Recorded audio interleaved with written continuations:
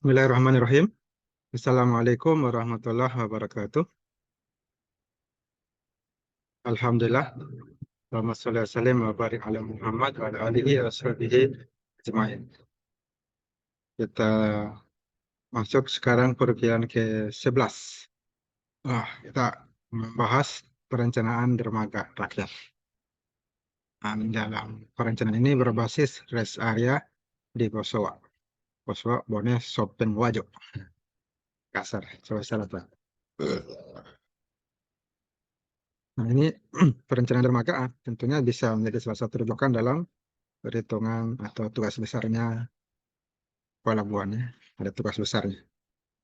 Apa itu dermaga? Dermaga adalah bangunan pelabuhan yang digunakan untuk merapat dan menambatkan kapal yang melakukan bongkar buat barang dan menaik turunkan penumpang. Di dermaga juga dilakukan kegiatan untuk mengisi bahan bakar untuk kapal tentunya. Air minum juga, air bersih, saluran untuk limbah ya, untuk air kotor yang akan diproses lebih lanjut di pelabuhan.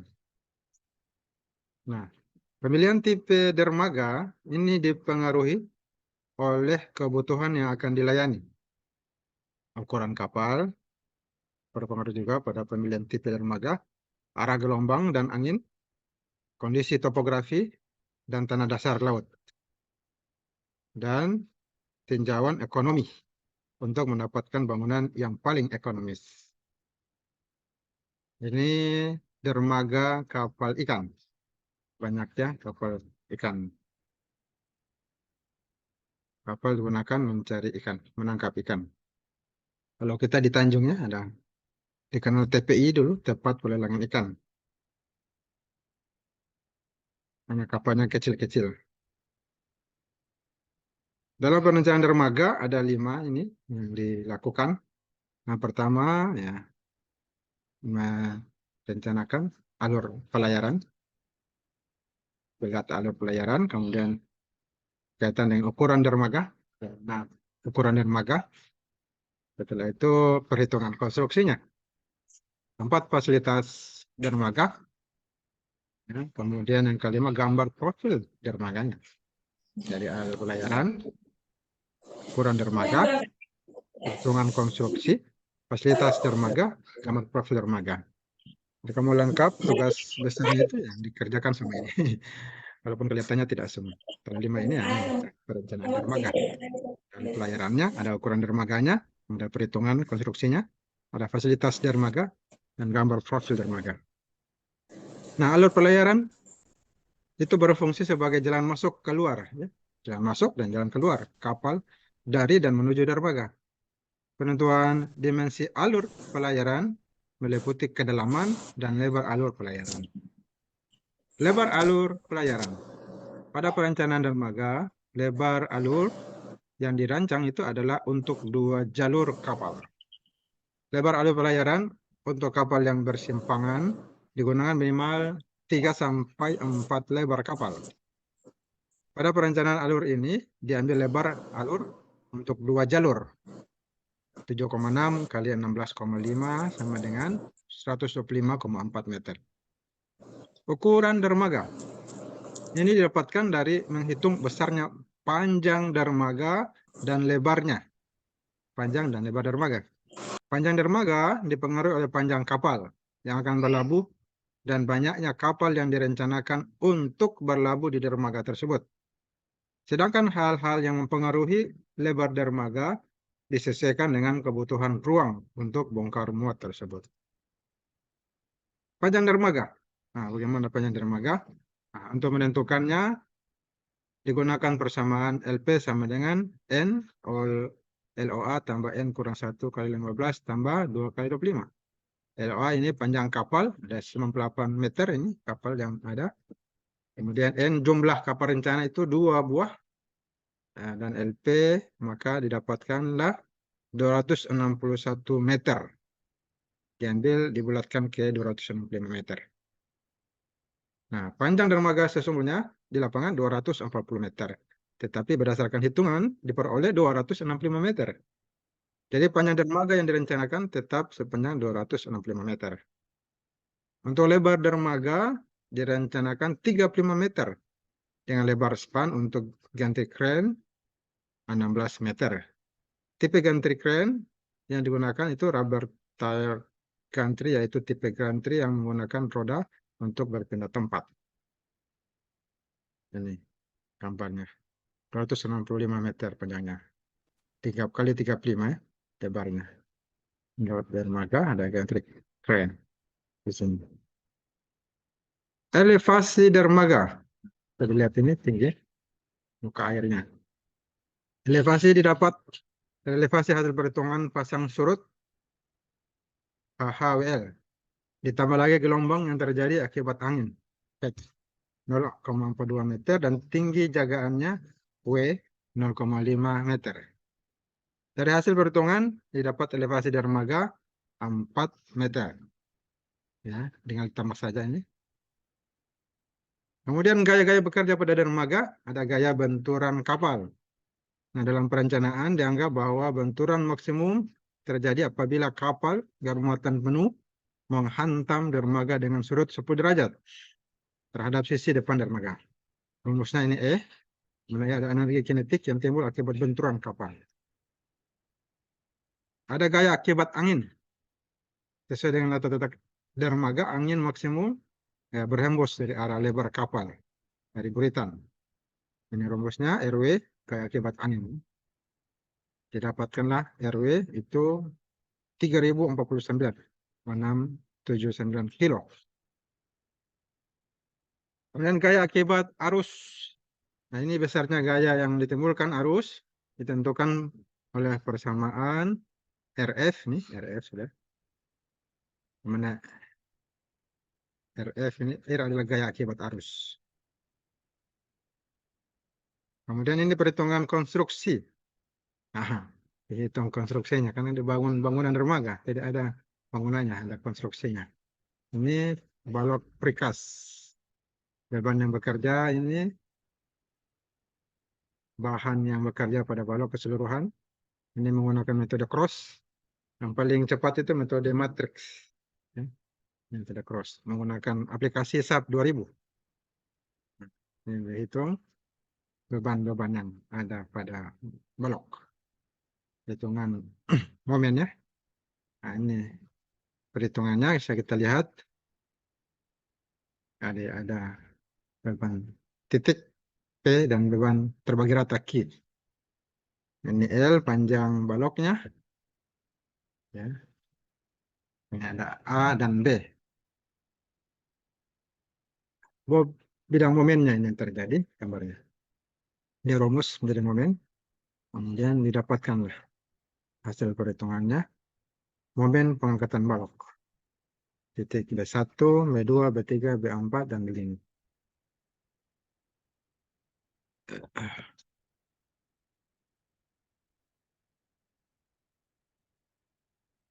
Ini kekuatan gantungan. Digunakan tulangan baja mutu 33. Ini baloknya. TP B1, B2, B3, B4, B5 ya. Nah, ini kondisi penumpukan balok precast. Momennya, ya, bidang momen akibat beban titik ini P, akibat beban sendiri, kemudian akibat beban P di tengah. Jadi ini momen, rumus momennya M.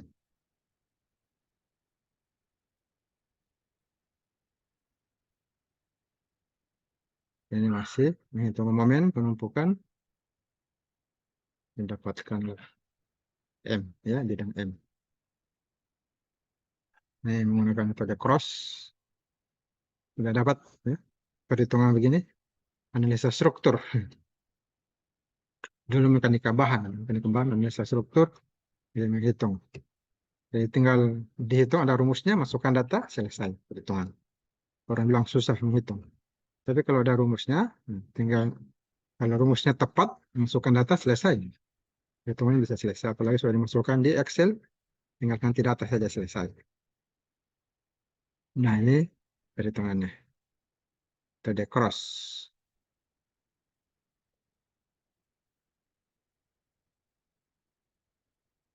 Ulangan sengkang ini 1 meter 1 kali 1,2 meter. Diameter 1 meter atau 1075 mm. Ini gambar tulangannya.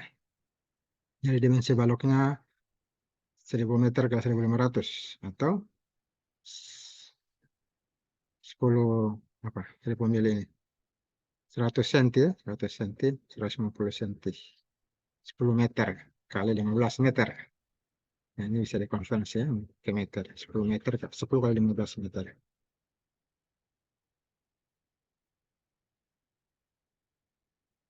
Jadi itu tadi perhitungan strukturnya. Kemudian fasilitas dermaga, ini sarananya ada dermaga umum, batubara, curah cair, multipurpose, leaching, batubara 3. Ada 7 dermaga ini. Panjangnya, lebarnya, luas, yang tenaga lebar, yang tambatan, kedalaman, airnya, kapasitasnya berapa ton. Konstruksinya ini ada lantai dermaga, ada dudukan, ada beton, ada tiang panjang, dudukan ini. Kemudian keterangannya. Ya, pada sini ada kapal kargo, ini kapal yang bisa mendarat. Terakhir ini kita bahas fender. Dalam perkapalan, fender itu adalah bumper yang digunakan untuk meredam benturan yang terjadi saat kapal akan merapat ke dermaga. Ya.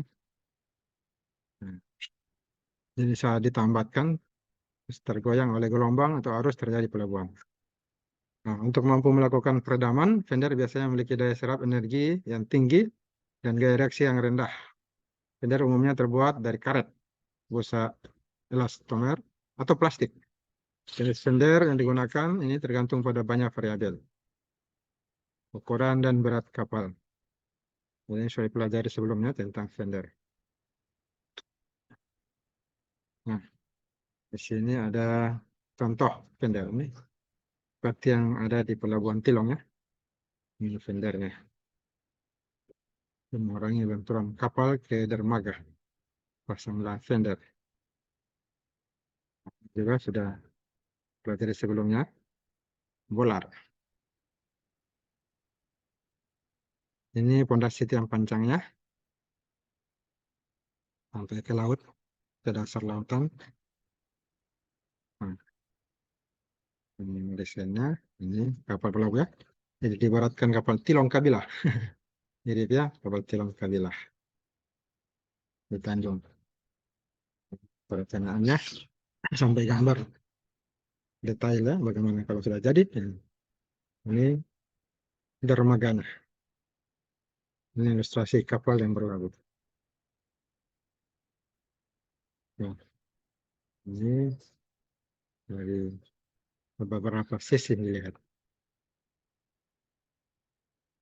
Dermaganya. Ini detail pondasi tiang pancang. Tiang pancangnya. Ini ada perhitungannya. Tulangannya berapa. Jumlahnya berapa. Diameternya berapa. Sengkangnya, jaraknya berapa. Ini ada perhitungannya juga. Ini dermaganya tadi. Dermaga.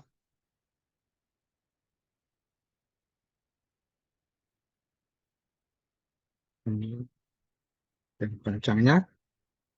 Kita lihat di sini.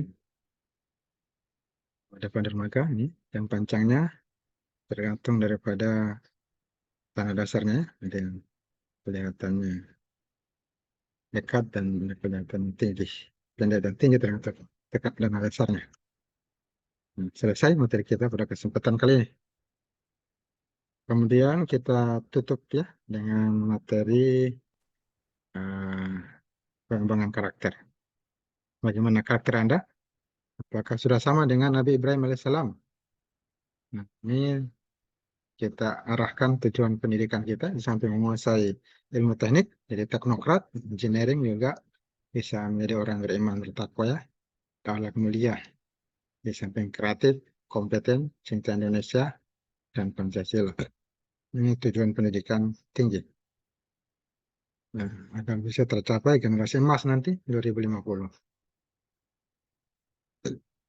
Kisah Nabi Ibrahim alaihissalam, di mana manusia sejak lahir itu sejak lahir sudah bertauhid, begitu juga Nabi Ibrahim alaihissalam. Dan manusia sejak lahir dia sudah bertauhid, sudah mengenal Tuhannya. Allah Ta'ala memberinya gelar Khalilullah, artinya kekasih Allah. Nah, ini Nabi Ibrahim alaihissalam. Nah, badan di ilustrasi bapaknya ini sedang bikin patung, bikin berhala. Nah, bapaknya ini pemahat berhala. Dan Ibrahim alaihissalam mengingatkannya dengan santun dan lembut agar tidak membuat Tuhan dari batu ya.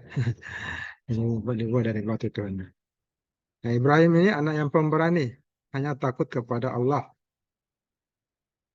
Nah, maka dihancurkanlah beberapa berhala-berhala milik raja saat itu, Raja Namrud. Kecuali satu berhala yang besar. Dan alat yang digunakan tamako ini diikatkan, dipakaikan di berhala yang paling besar. Supaya dikatakan inilah yang telah menghancurkan berhala-berhala yang kecil. Kemudian kuat.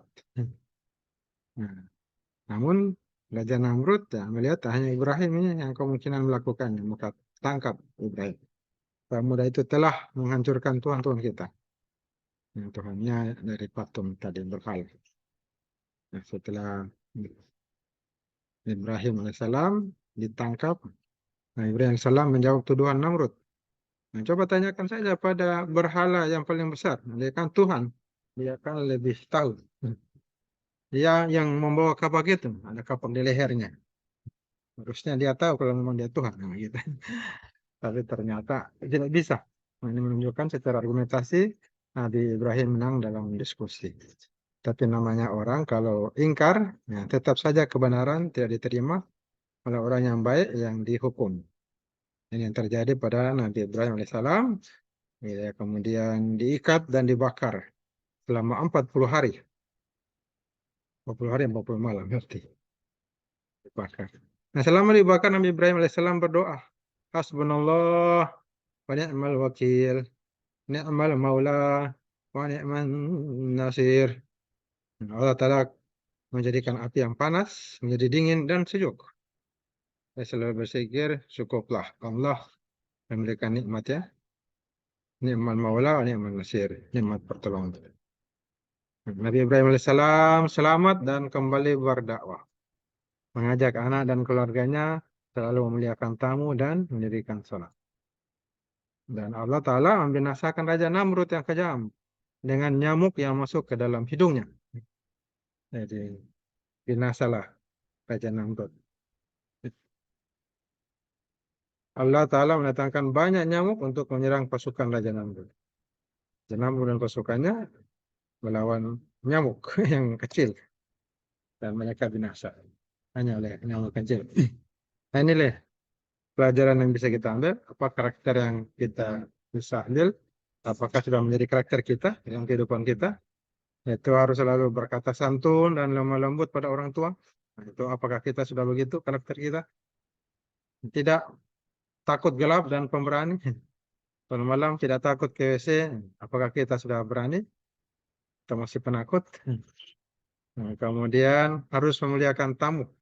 Dan terus mengajak orang tua, adik, dan kakak beribadah, mendirikan sholat. Kita memuliakan tamu. Dan mengajak untuk beribadah ya, melaksanakan ibadah. Kalau belum, ya mari kita laksanakan. Kita amalkan ini, bukan cuma teori. Segera dipraktekkan dalam kehidupan kita sehari-hari, sehingga karakter kita sama dengan karakter manusia terbaik, yakni para nabi. Dan ini bacaan yang dibaca Nabi Ibrahim salam sehingga mendapatkan pertolongan Allah. Itu hasbunallah wa ni'mal wakil, ni'mal maula wa ni'man nasir. Hasbunallah wa ni'mal wakil, ni'mal maula wa ni'man nasir. Ya, akhir da'wan alhamdulillah. Itulah materi kita pada kesempatan kali ini. Saya ingin mengucapkan alhamdulillah. Alhamdulillahirabbil alamin. Assalamualaikum warahmatullahi wabarakatuh.